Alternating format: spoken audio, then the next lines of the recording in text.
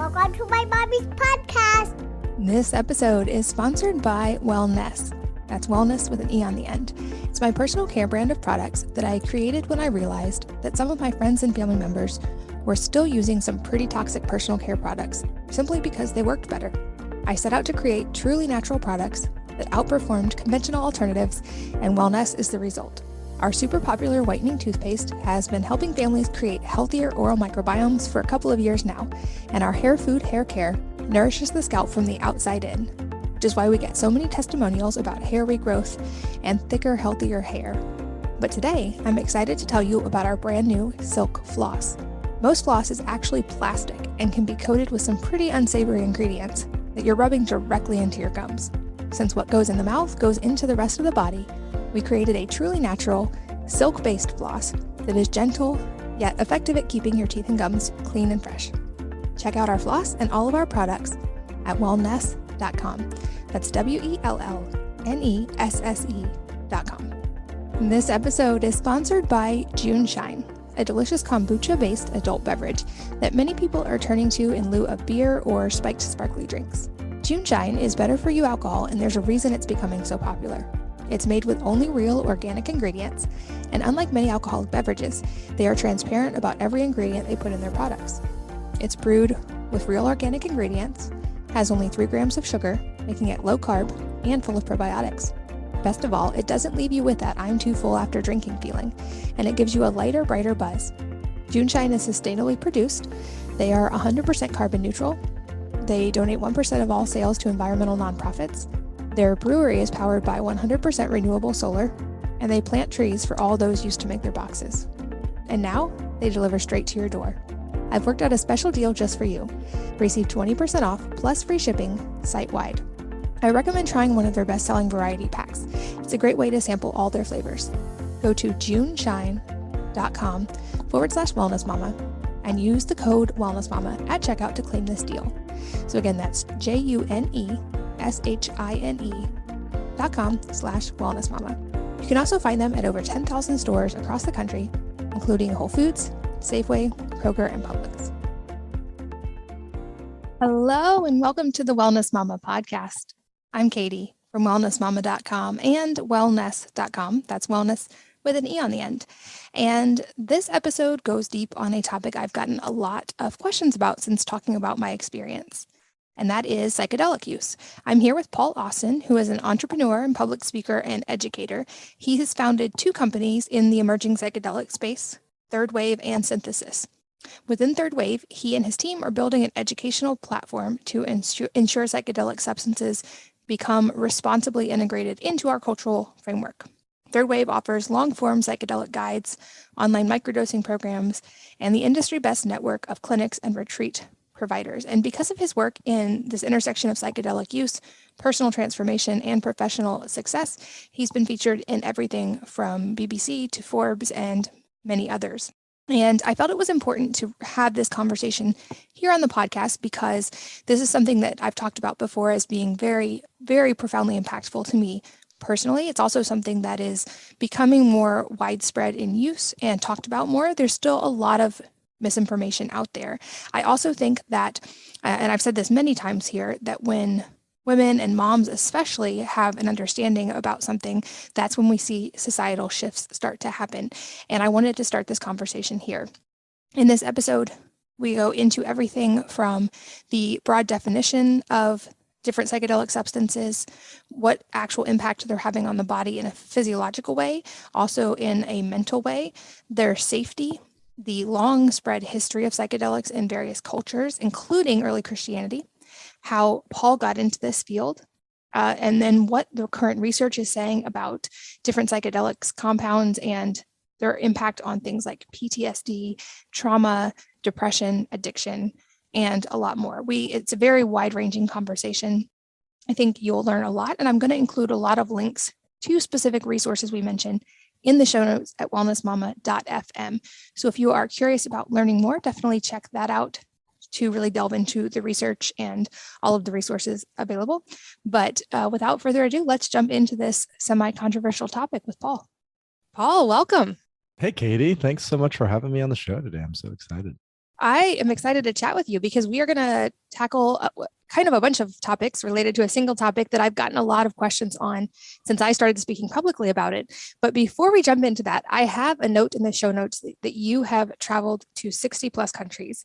And I'm so curious which would be maybe your top three that you would go back over and over or that you loved the most. So I lived in Turkey for a full year coming out of undergrad. I taught English there. And so I know the culture, I know the language, I know the food, I know the customs, I know the people. And so that's always a place that is close to my heart, a place that I continue to go back to again and again. Really, really love the hospitality and the warmth that is present there in Turkey. The second place would be Nepal. When I was 23, I went hiking in the Annapurna circuit for 3 weeks, which is a more sort of touristy part or area. And while preparing for that trip, read a book called The Snow Leopard, which is all about the Dolpo sort of upper Mustang region in Nepal, where it's like very few Westerners have gone. And so I'd love to go back and trek there. And then just for kicks, a place that I haven't been yet, but really would love to go is Russia. I'm someone who studied history in undergrad. I'm obsessed with history, and I've read so much about Russia. And in fact, I'm going there in March, April to do like a 10-day hunting trip in Siberia with a friend I know from Austin. So I love adventure. I love travel, and it's something I've been doing. I think the first trip I had internationally was at the age of 11 when I went to Costa Rica, and ever since then I've just been really curious about the world at large. That's really cool. I recently met a friend who plays elephant polo in Nepal. They work at an elephant sanctuary, and I was like, now I have a new life goal is to go play elephant polo in Nepal. Well, the topic I was so excited to have you on today to really tackle is the topic of psychedelics. And this is, I think, a somewhat new and maybe potentially delicate topic for some people in my audience. But like I said, I've spoken publicly about how use of psychedelics in certain situations was really profound for me in trauma recovery and in my own journey. And so I wanted to have kind of an evidence-based and just kind of wide-ranging discussion about this. But I would guess most people in today's world have at least heard the term. But can you kind of just give us a broad overview of what technically qualifies as a psychedelic and maybe some of the different ones that are more commonly used? For sure. So I think the best place to start for that is where the word psychedelic even comes from. So psychedelic means soul manifesting, psyche being soul, delos meaning manifesting, comes from Greek. And the word came about in the 60s when Aldous Huxley, who some listeners may be familiar with, had a correspondence with a man named Humphrey Hosmer, who was sort of the Johnny Appleseed of LSD in the 1950s and 60s. And they're going back and forth on what do we name these novel compounds, particularly LSD, and they came on this word, psychedelic, as part of it. And so the classic psychedelics are known largely by being 5-HT2A agonists. So the 5-HT2A is a serotonin receptor, one of 14 serotonin receptors. And so the classic psychedelics activate they're 5-HT2A agonists, and those would be things like LSD, which is a lysergamide, psilocybin, which is a tryptamine, and also mescaline, which is a phenethylamine. And so the classic psychedelics have that activation, but then, within the sort of topic and conversation of this third wave of psychedelics that's going on right now, other people would say that ketamine can be a psychedelic, or MDMA can be a psychedelic, or, ayahuasca is a psychedelic. So, on our website, on our third wave website, we have guides for every major psychedelic. And at this point, in terms of well-known common psychedelics, there's probably anywhere from 12 to 15. Even some people would consider cannabis to be a psychedelic. But there are literally now hundreds of compounds that are psychedelic-like that have been invented in labs over the last 30 or 40 years. Got it. And I know there's kind of a confusing history and a lot of misinformation floating around the internet related to psychedelics. And this is part of your mission, is to help really provide fact-based information for people. Before we go into that, though, I'd love to hear a little bit about your backstory. I know some of this personally, but for the sake of the listeners, how did you come to work in this field? So I grew up in West Michigan, in a place called Grand Rapids, which is a fairly, I would say, traditional and relatively conservative part of the United States. I grew up in the church, going to church every Sunday. My parents were quite religious. There was clear boundaries around what was good and what was bad from a morality perspective. And so at the age of 16, I tried cannabis for the first time, found it to be interesting. And then at the age of 19, when I was in college, tried both psilocybin mushrooms and LSD for the first time at slightly higher dose levels. And in particular with LSD, just had a sort of the classic mystical experience with psychedelics, where I experienced ego dissolution, ego death. I was able to see that death itself is largely an illusion of the ego, and that by letting go of that, I could actually have the courage to really create and live the life that I wanted to live. So psychedelics were very influential in helping me to chart the path that I wanted to follow for at least my 20s. And that path that I chose, I thought it best for it to be unconventional. You know, many of my friends were going to graduate school or getting an intro sales job or living a more normal lifestyle.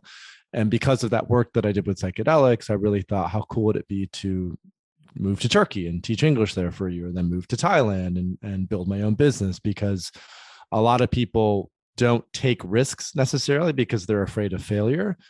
But through psychedelic experiences, I was given the courage to really chart a more unconventional path, and they were always very near and dear to my heart. And so that was probably 2010 when I first started working with psychedelics. And then in 2015, I was living in Budapest and was taking LSD with a couple friends, and we were just sort of reflecting on the growth of interest in psychedelic substances, all this clinical research that was coming out of Johns Hopkins and NYU.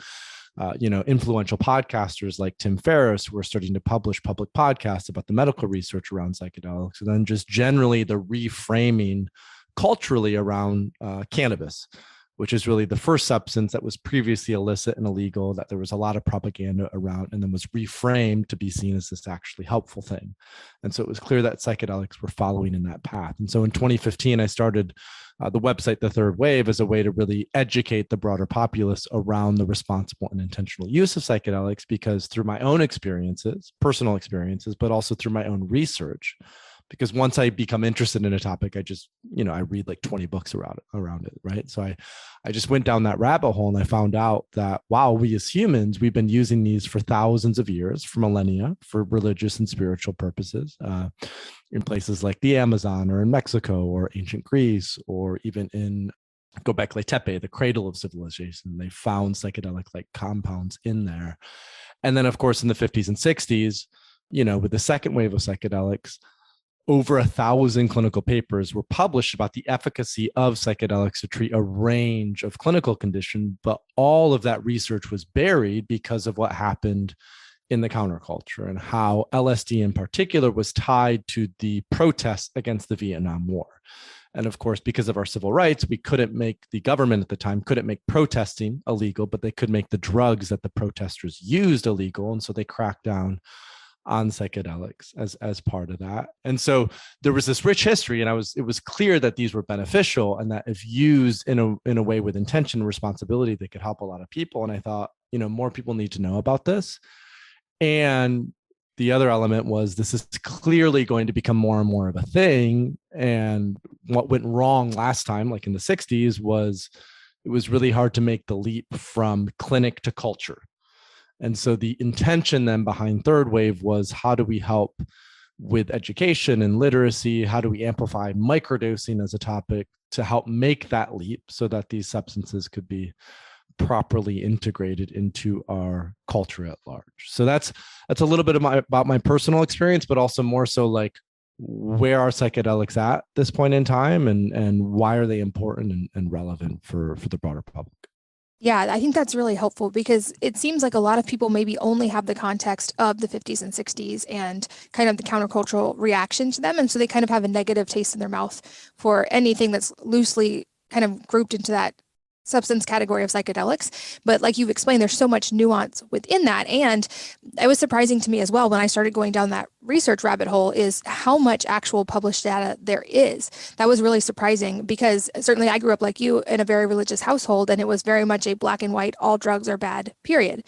And it turns out, like you said, these things have been used and researched and well studied before. And we're seeing, appropriately named, kind of the third wave of this now.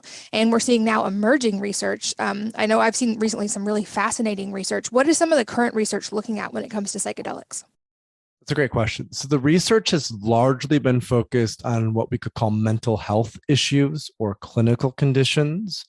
And there have been two in particular that have been a focal point for research. One is depression.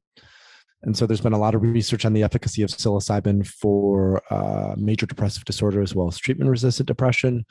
And then there's also been a lot of research on PTSD and how, in particular, MDMA-assisted psychotherapy can help to heal deep PTSD, complex PTSD. So I would say those are the two core elements, depression and PTSD, that are the farthest in FDA clinical trials. Both of those. MDMA is in phase 3, which is the final stage before approval, and psilocybin is about to go into phase 3.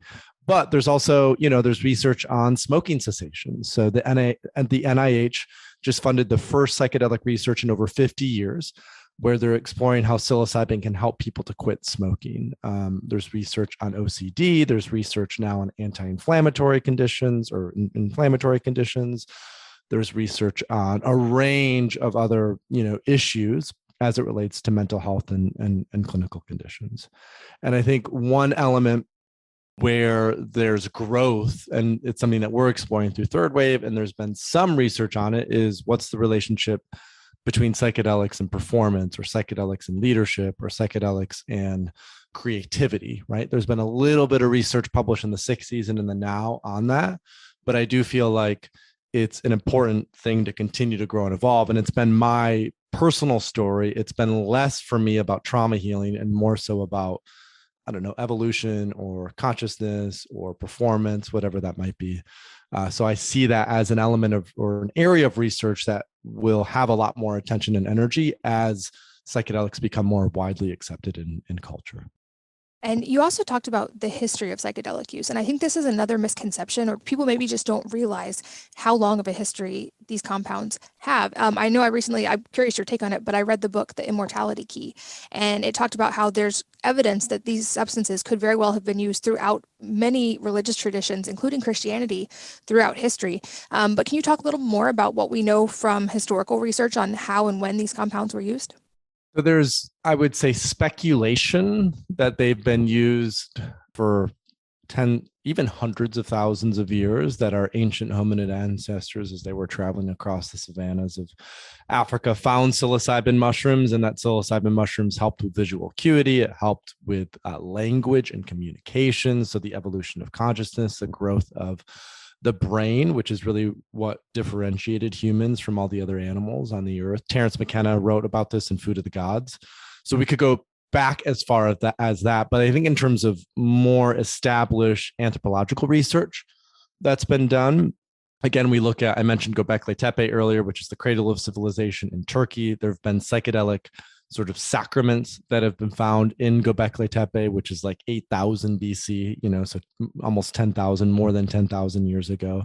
But I think relevant for this audience is the tie-in with psychedelics and the ancient Greeks. There's this sort of common phrase that used that all of Western philosophy is a footnote to Plato, right? And so Plato's philosophy is the foundation of our belief systems and our values in Western culture and philosophy. And so Plato, as well as Aristotle, as well as many major prominent thinkers in ancient Greece, went to something called the Eleusinian Mysteries, which were held in a place called Eleusis, about 20 miles outside of Athens. And every so often, the greater mysteries were hosted at Eleusis, where the participants would drink a beverage called kykeon. And kykeon was developed from ergot, which is a fungus that grows on rye, and it was a psychedelic beverage. In fact, kykeon, being from ergot, it's the same thing that LSD is made from. LSD is also derived from ergot. And so there's this really interesting tie-in that it's really no coincidence that kykeon, the original beverage that helped Plato to open up and form some of his core philosophies, came back in the form of LSD as a reintroduction for Western culture and society to look at psychedelic substances. And so in the Immortality Key specifically, then the author Brian Mirarescu tracks how kykeon was the sacrament that was used by the ancient Greeks, and it was for the god Dionysus. And so what then is tracked is how that ritual, let's say, led into early Christianity, the parallels between Dionysus and Jesus, and the parallels between Kykeon and the actual sacrament of Jesus's blood, the wine, right? Because for the first 300 years, let's say, of Christianity, or maybe like 200 years of Christianity, it was a cult. It was underground. It was oppressed. And so anytime the early Christians wanted to meet, they had to do so underground, and they often did so with a sacrament. But in 307 AD, when Constantine, the Roman emperor at the time, made Christianity the official religion of the Roman Empire, they had to cut out all the underground stuff, neuter the sacrament that was being used so that it was just wine. It didn't have that psychedelic component. And essentially that, at that point in time, was when psychedelics left sort of the Western pantheon and went totally underground.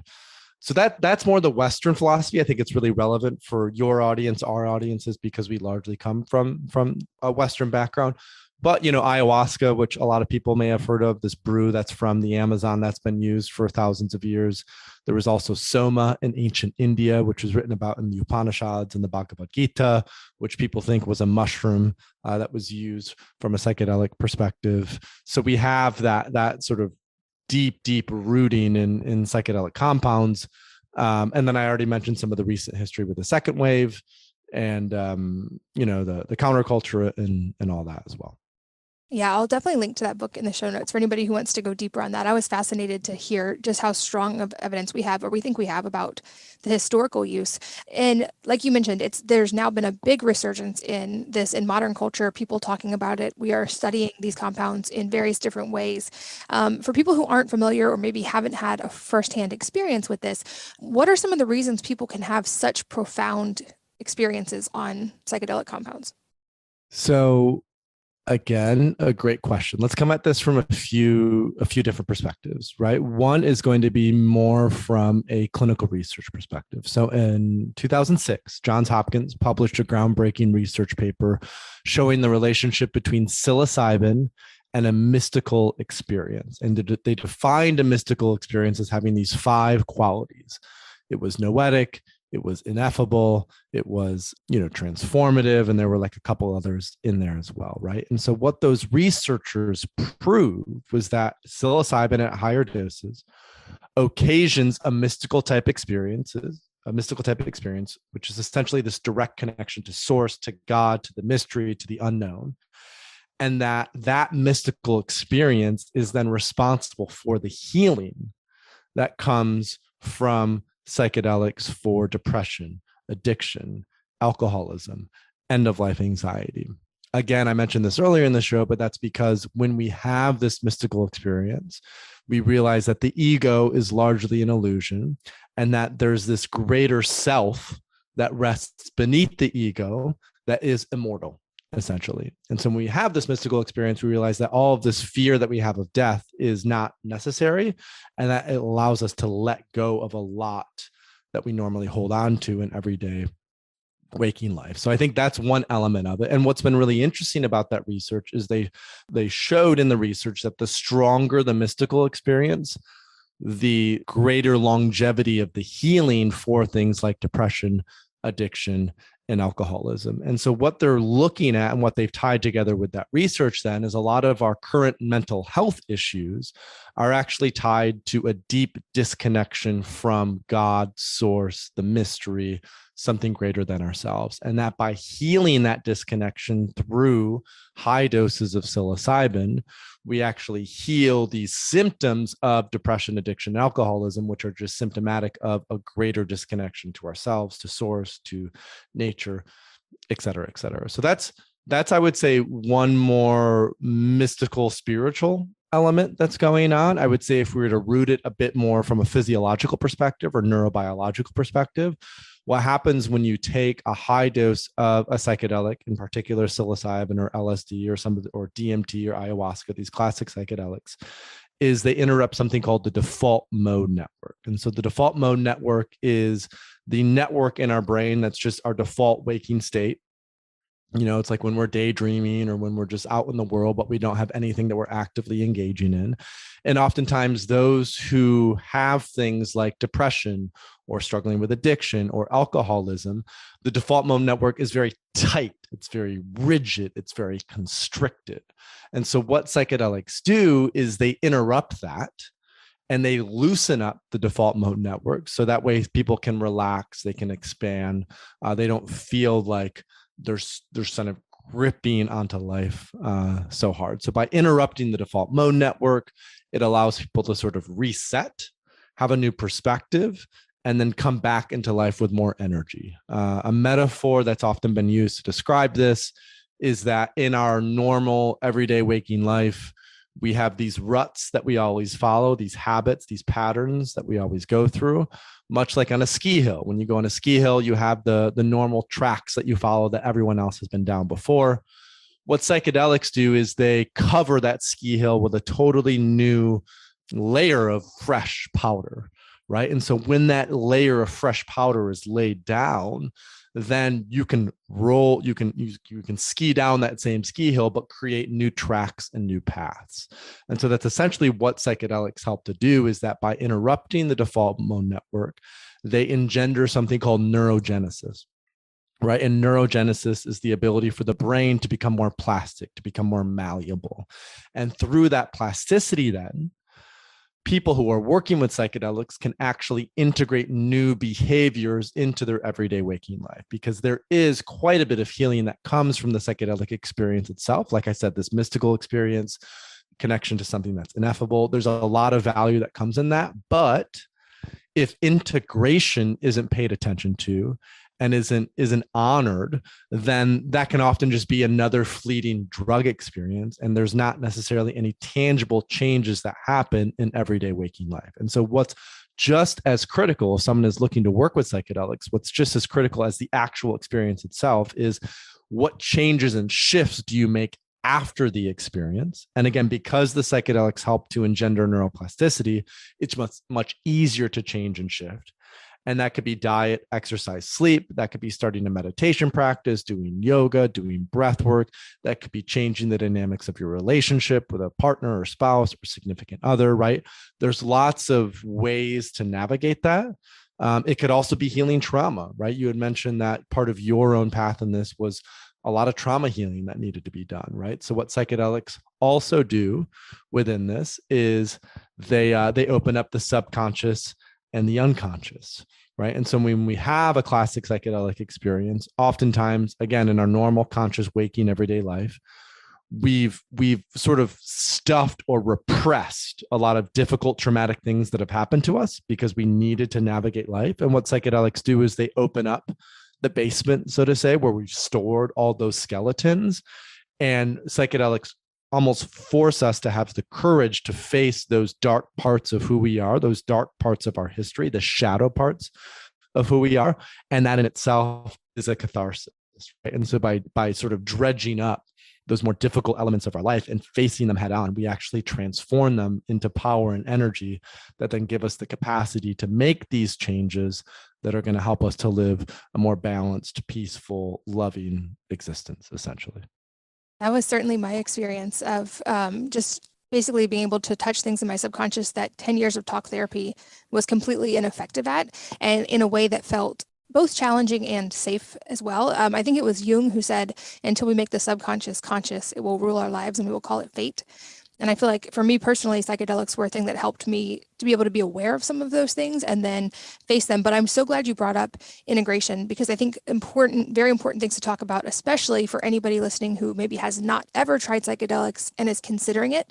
And that I'm so glad you educate so well about is the importance of set and setting. So how and when you're going to use psychedelics and what capacity, the dose, all of that.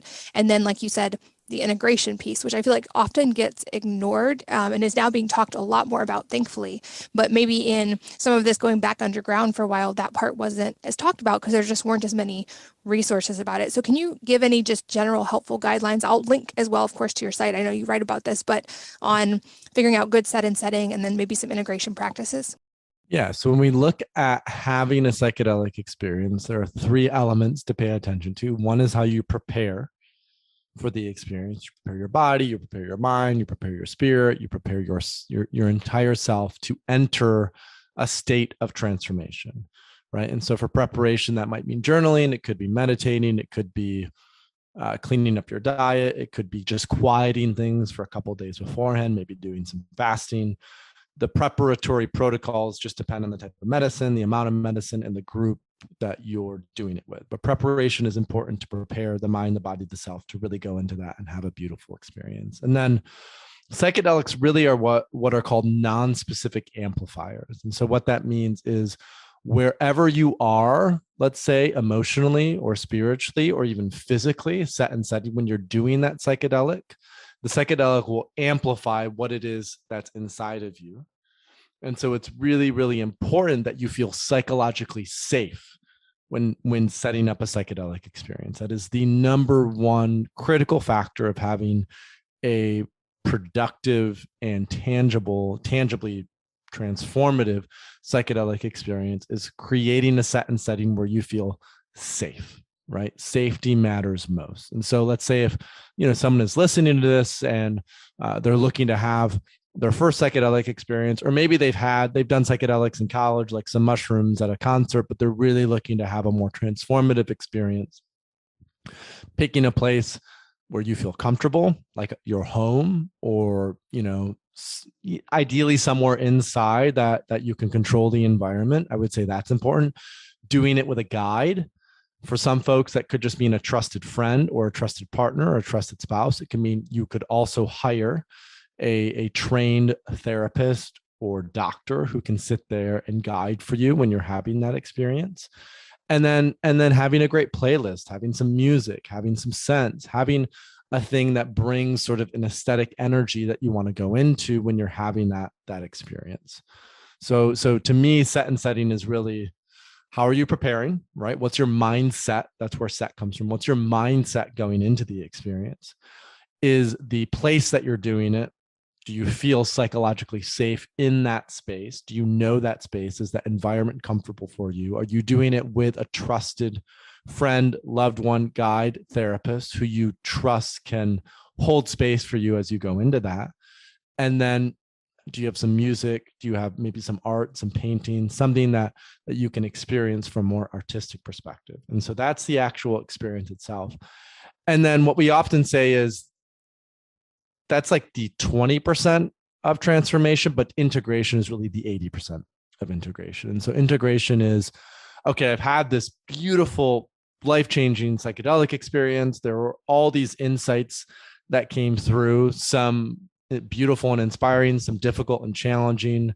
How do I now re-enter society, re-enter my family life, re-enter my work life, and integrate those insights into who I'm becoming? And so for this is why we're training coaches through Third Wave, through our training program, because having a coach or a therapist or someone who knows and understands, there to support you, to keep you accountable, to guide you, is so critical and important with this, because psychedelics are very volcanic and catalytic, and they bring up a lot of stuff, and people need support as they're going back into everyday life in terms of how they integrate those new ways of being. And so the way that we look at integration is,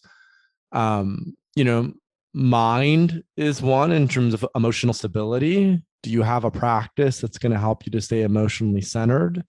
Physiological elements are one. A lot of people are depressed, or they're anxious, or they have an addiction, or whatever it is. And if they were to just dial in sleep or take certain supplements or clean up their diet, that would do a lot to address some of those things. So we work a lot on physiological elements. And then there's also relational elements, like how do you cut out toxic relationships in your life? How do you engage with people who are really supportive and loving of you? And how do you make those shifts in such a way where you don't sort of totally lose your own sense of stability and centeredness? Because that is often the challenge with integration, is sometimes these experiences are so powerful that people lose their center, right? And they want to make all these changes and shifts, or they make really dramatic moves. And that can sometimes be more harmful than helpful. And so what's really important in integration, something that's often talked about, is to not make any major life decisions for at least the month after you have a psychedelic experience. Because people will go and, let's say drink ayahuasca in the jungle, and they'll come back and they'll go, okay, I'm going to quit my job. I'm going to divorce my wife. I'm going to move to a foreign country and I'm going to live this whole new thing. And then, over the span of the next month or so, they come to realize that actually, I don't want to quit my job. And actually, maybe that's not the right move to divorce my wife. And so it's important to let the dust settle, so to say, and to make incremental improvements in that integration phase. Because I think what's important to recognize is oftentimes what a psychedelic experience does is people feel like they need to be in a rush. They need to make all these changes right away. But what you and I both know is that this is it's a journey that could last years and years and years and years. And so oftentimes the psychedelic experience is the first opener, but we always want to approach our relationship with psychedelics and integration as if we will be integrating for the rest of our lives, and that this is just the path of who we're becoming. So I think keeping both the short term in mind about what are some behavioral changes that we can make, and keeping the long term in mind that we will continue to cultivate awareness and discipline and expansion for the rest of our lives. So there's no rush to make all these dramatic changes right away. Let's let the dust settle and see how that journey unfolds over the next month, 6 months, year, 10 years, whatever that timeline might be. Yeah, that's a really great point. I'm glad you brought that part up. I think another side effect of psychedelic use being pushed back underground in the 50s and 60s is there was a lot of misinformation, and it seems like a lot of people have the perception that psychedelics are or can be dangerous, physically dangerous or harmful. And I think this is another important topic I'd love to just delve into a little bit with you now, because I think there's so much misinformation floating around. So from like a biological perspective, you've explained so well, these things can have a profound psychological effect, and so they should be treated with care because of that ability. But on the physical side, can you talk about the safety data that we have related to different psychedelic compounds? So there was a study published in 2010 by David Nutt, who at the time was working for the UK government. And essentially, David Nutt established that LSD and psilocybin are the two safest drugs that we have available to us, safer than tobacco, which is legal, safer than alcohol, which is legal, safer than opioids in particular, which are legal, safer than cannabis even, which is legal. And so a large reason for that is because the classic psychedelics are anti-addictive. So they are not physiologically addictive whatsoever. If you take, let's say a lot of people are interested in microdosing now, where they'll microdose for 2 or 3 times a week for a month or 2 months. If you just stop doing that, there will be no physical withdrawals whatsoever. And so I think that's the first key important part, is not only are psychedelics anti-addictive, but there's actually established clinical research that psychedelics heal addiction, right? And so when people think of drugs or illegal drugs, they think of cocaine, they think of heroin, they think of meth, they think of all of these drugs, largely stimulants, but also depressants like heroin, that are addictive, right? And so they naturally lump psychedelics into that category. Well, psychedelics are also illegal, so they must be addictive, when in fact, they are not physiologically addictive whatsoever, which I think is really important to emphasize. They're also very physiologically safe. You can take a ton of LSD, you can take a ton of mushrooms, and you will not die. There are no deaths physiologically from LSD, physiologically from psilocybin. It's just not possible to overdose on these substances at all. Now, what the risks are some people become, I would say, psychologically dependent on these substances, almost in a dissociative way, where they do so much ayahuasca, or they do so much psilocybin, or they do so much LSD that they become attached to that altered state of consciousness without actually really fully integrating what it represents. So they keep going back, but they never really ground some of those insights and truths. And so it's a minor risk, but it is a risk to become psychologically dependent. And then, of course, people who have a predisposition to schizophrenia, or who are borderline, or maybe who have struggled with bipolar, need to be very careful about working with psychedelics, because they can sometimes engender a psychotic break. And so people probably have heard the stories about those who took LSD and jumped out of a window, or something along those lines. And that's, again, why set and setting is so important, because if you have a guide, if you're in a safe space, and if you take a reasonable dose level, that will never happen, because you are taken care of and you're safe. Usually when experiences like that happen, it's because way too much was taken. There was no attention paid to set and setting. There were usually other drugs involved, particularly alcohol, that were involved. And so much of the risk profile of psychedelics can just be mitigated, again, by honoring what we talked about when it comes to set and setting, prep, the experience, and then, of course, the integration. And then I would say the biggest risk for psychedelics at this point in time is that they're still largely illegal. Right. So in almost every jurisdiction in the world, there are a few exceptions like the Netherlands and Jamaica, Peru, Brazil, but in almost every jurisdiction in the world, all of the psychedelics are illegal. That's changing quickly, but still, I would say of all the risks, that's probably the biggest one at this point in time. That was a great overview. I think what might be relevant to some people listening is that anti-addictive property. I've certainly heard first-hand accounts from people who were able to quit smoking, even to quit harder drugs from psychedelic use. The one I've heard most from people in my own life is the anti-addictive nature related to food. So I think people who did psychedelics in a good environment, good set and setting, and then integrated properly after, I've seen that and felt firsthand in myself as well. It kind of changing our relationship with food in there. If there's an underlying food addiction that's maybe not even really realized, I've just seen that profound shift in people afterwards. You've also mentioned microdosing a couple times, and I'm guessing most people are familiar with that term, but I think it's important to define kind of what microdosing is and how that differs than maybe one of these bigger, more profound doses. So when we look at microdosing, the best way to think about it is microdosing and macrodosing. We're both are obviously with psychedelics, but microdosing is more like the AM dial and macrodosing is more like the FM dial. So you're still getting a transmission, but it's different. The high doses are much more about connecting with God, transcendence, having this really deep breakthrough transformative experience. It's usually done once, let's say every 3 to 6 months. It's not done that often. And the before and after shift is significant. Microdosing is more like someone is whispering at you. If a high dose is like super intense and someone is shaking you and someone is yelling at you, microdosing is more like someone is whispering to you. It's a very, very low dose, what was called a subperceptible dose. So that means when you take a microdose, there's nothing that changes in your visual field. There's nothing that changes significantly in your tactile sensations. You just notice that you have a little more energy, you have a little better mood, you're a little more motivated, right? And so oftentimes with microdosing, and what microdosing really is, it's not just taking a low dose once and seeing what happens, but it's really committing to a protocol where we take a microdose of, let's say, LSD or psilocybin 2 to 3 times a week for a period of, let's say, 4 to 8 weeks. And just like mindfulness meditation, right? When we start meditating, we don't just sit down in the cushion for the first time and meditate for 15 minutes and expect to see God and expect to be enlightened. When we start meditating, we meditate every day. And then by the end of those 30 or 60 days, we notice some of these shifts. It's the same with microdosing, right? We microdose 2 or 3 times a week, and we pay attention to how is my life shifting and changing. I've been microdosing for a period of time.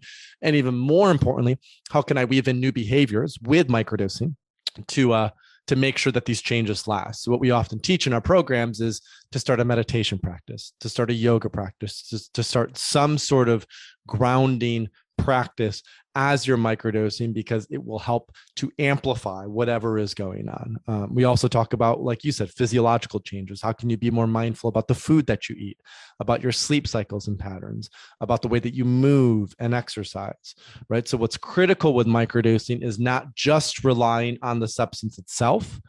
That's what we've been taught through the current medical model. Just take Prozac or just take Zoloft or just take a Xanax or whatever, and that'll fix it. That's not the case. That's not true. With microdosing, the medicine helps. It opens up that window for change, but it's still up to the individual to choose to make those changes. Microdosing just makes it a little bit easier. There's less resistance from the ego to actually changing who we are. And that I think speaks to the importance and efficacy of microdosing. And I'd love to talk a little bit more about the coaching side, because this is something that you're doing that's very unique. And we've talked about integration being such a big part of this. But like you mentioned, until these are all fully legalized in most areas, they can be hard to get a hold of, but also it's hard to find potentially a therapist or someone who knows what to do with the integration side. So talk a little bit more about what you're doing in this space and how you are helping train these coaches. So as we mentioned at the beginning of the podcast, the focus in the psychedelic space thus far has largely been clinical, right? How can psychedelics be helpful for PTSD, for depression, for addiction, for alcoholism? And so there are probably at this point 10 to 20 programs that are training therapists, that are training medical doctors, that are training clinicians, clinical psychologists, to be able to guide a client through the preparation, the experience, and the integration for trauma healing in particular, right? To heal their depression, to heal their addiction, to heal the alcoholism. And it's important and it's necessary that we train clinicians in how to navigate this space, because right now they really are the front line for this type of work.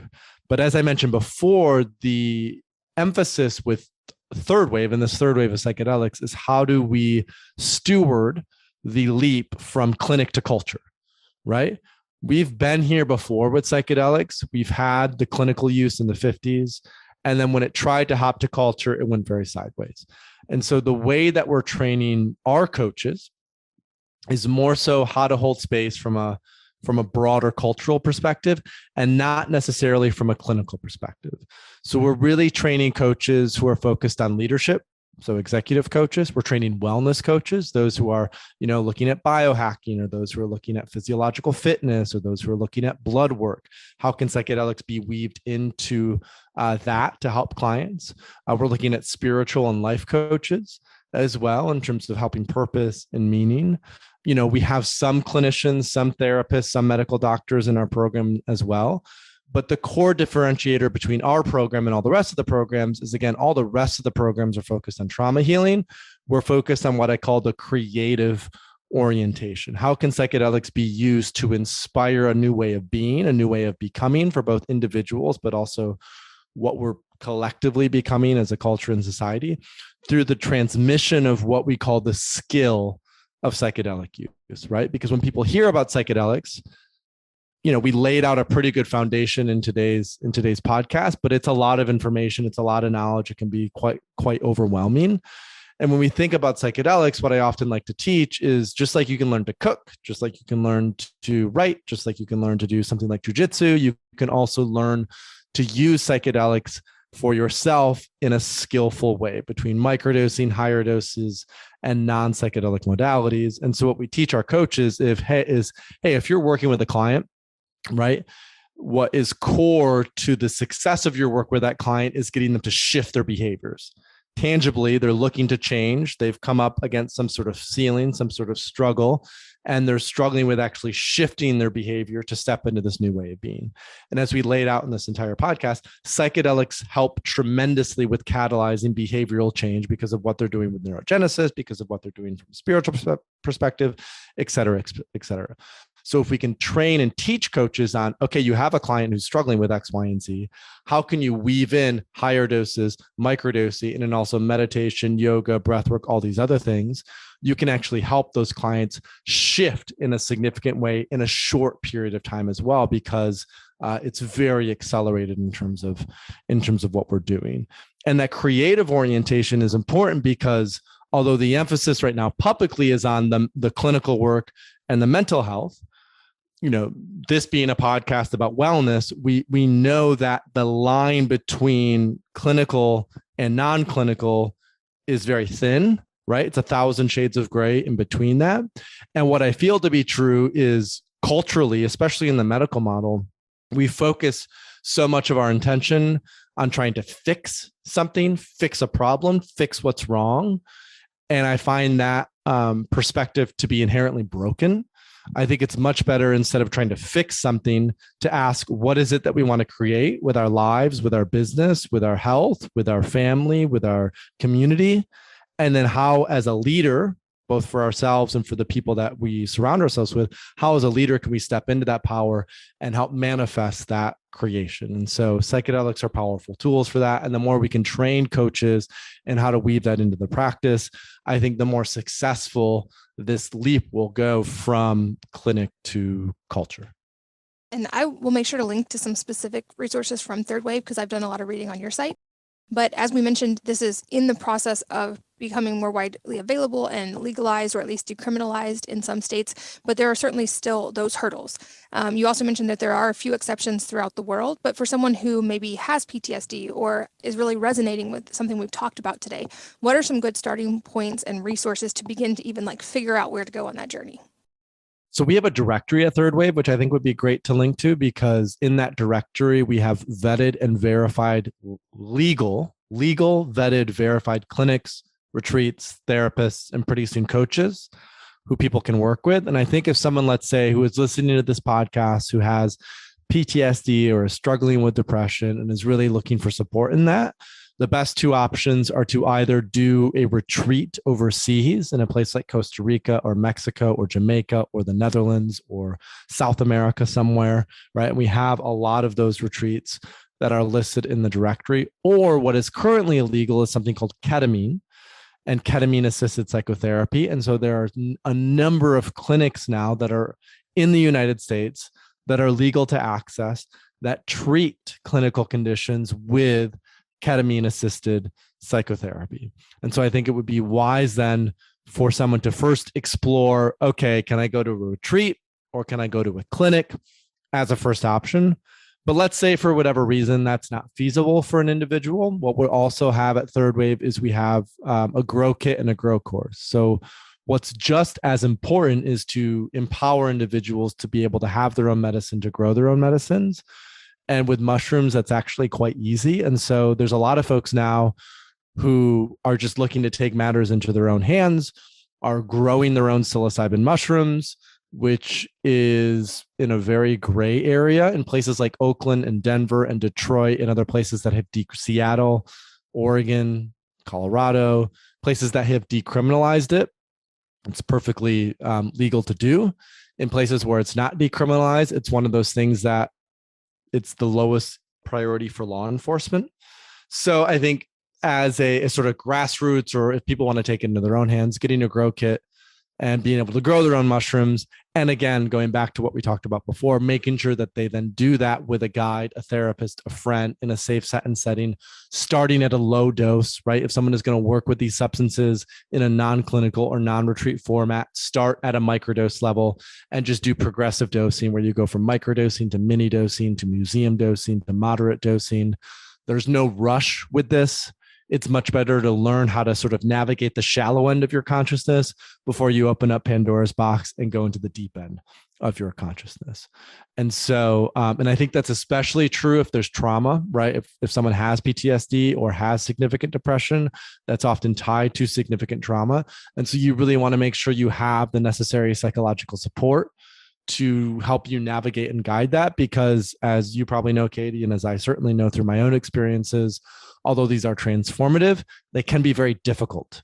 They're not necessarily, all fun and games. Facing the shadow, going into the unconscious, doing that work takes a lot of courage. Psychedelics help with that courage, but it can be very, very difficult to face those things. And so it's really important that anyone who's considering going through this experience, again, has support as they're starting to walk this path, because that could mean the difference between it being very helpful or potentially it being traumatizing or re-traumatizing to some degree.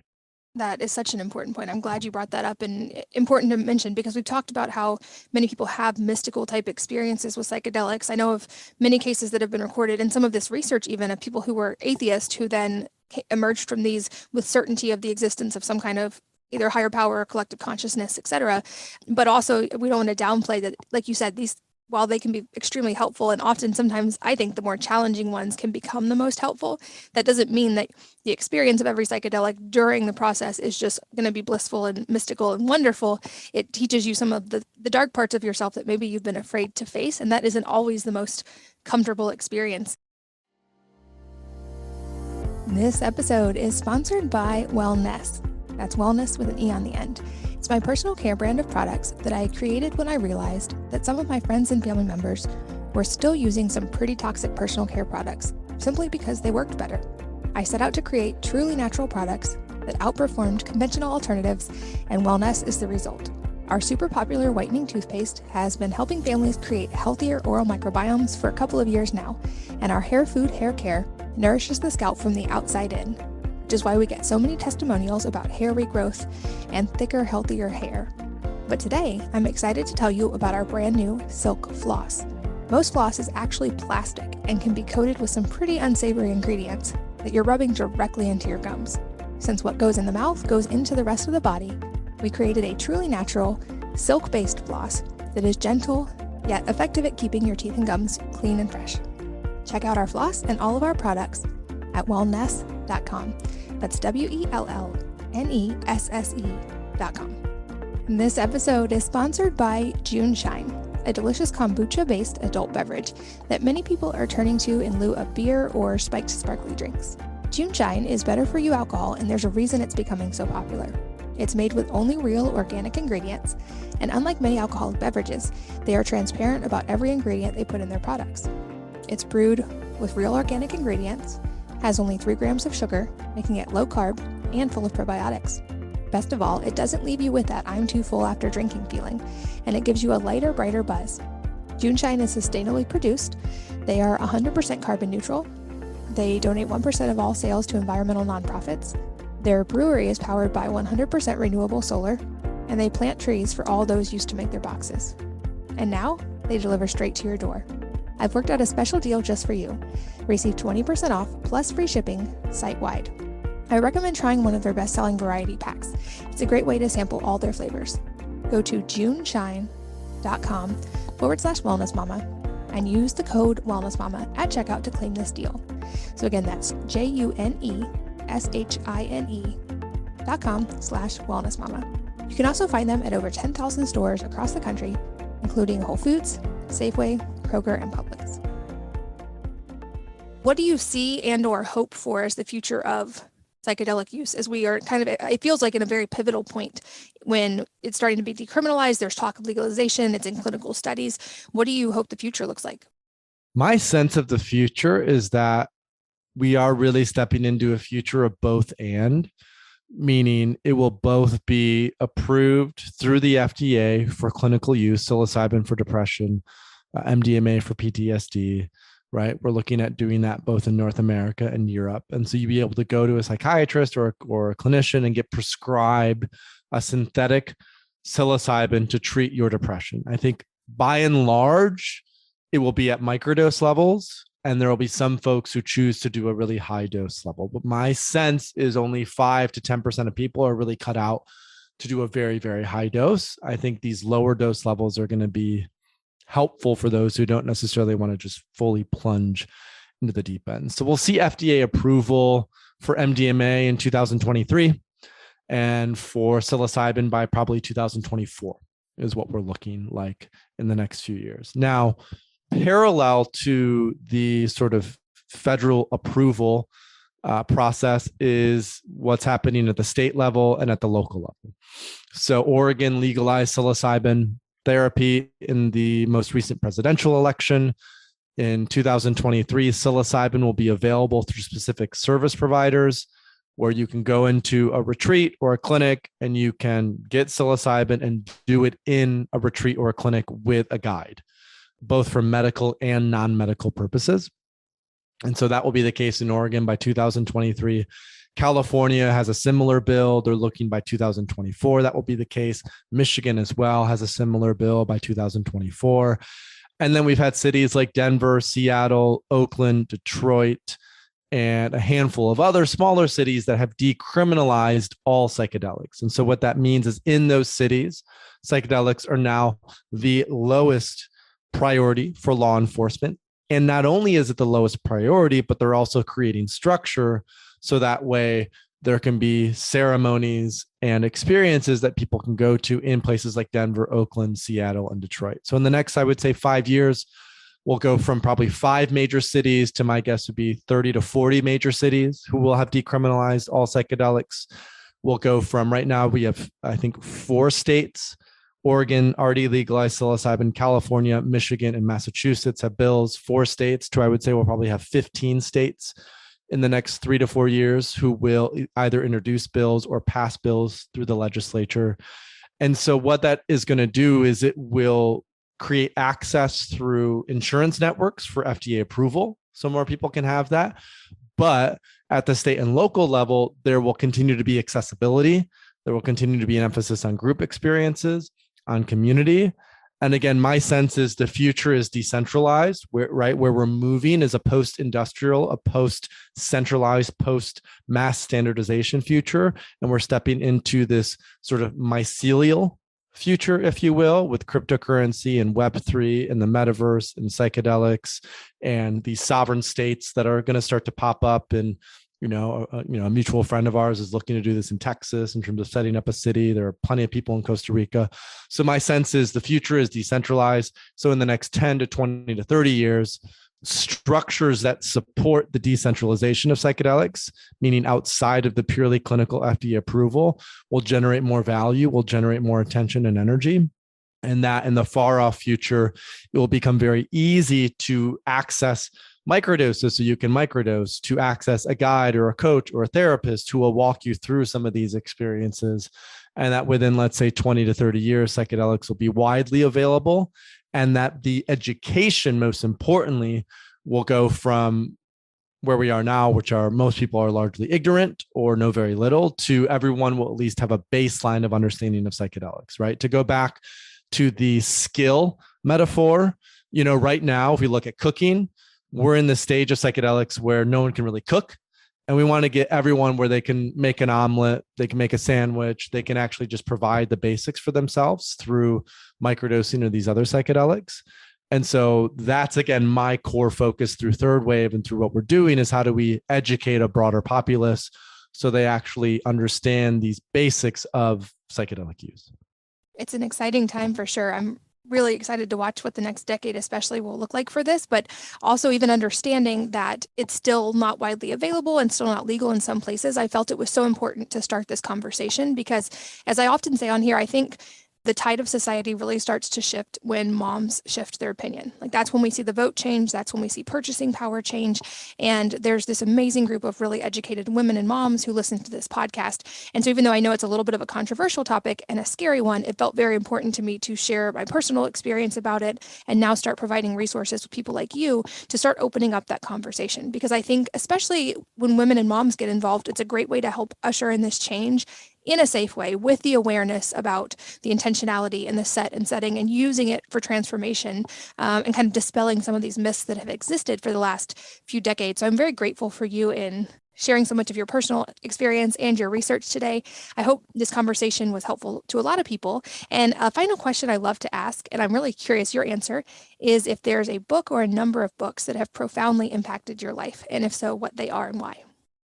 So Walden by Thoreau comes up. It's a book I read in my early 20s quite a bit, just about minimalism and the need for less and how so much of life and the fulfillment of life is in nature and in beauty and in gratitude, right? And that anything that is on top of that is on top of that. And Thoreau actually influenced Tolstoy. And so the second book then is this book that I read when I was 25 called The Kingdom of God is Within You, which is by Tolstoy. It's a book he wrote after Anna Karenina and War and Peace. And Tolstoy was the preeminent sort of philosopher around nonviolent resistance. And so the philosophy that Tolstoy laid out in The Kingdom of God is Within You is what influenced Gandhi, Martin Luther King Jr., and Nelson Mandela to make the significant societal shifts that they made in the places that they did. And so I really see that and that philosophy as instrumental in terms of what we're doing now with psychedelics, because the work that we're doing through Third Wave and the work that I've done is definitely disobedient, civilly disobedient. And it's also critical to the evolution of humanity and our spiritual evolution and our healing evolution. And so those two books, I think, have really helped me to find what my grounding is, sort of my core philosophy.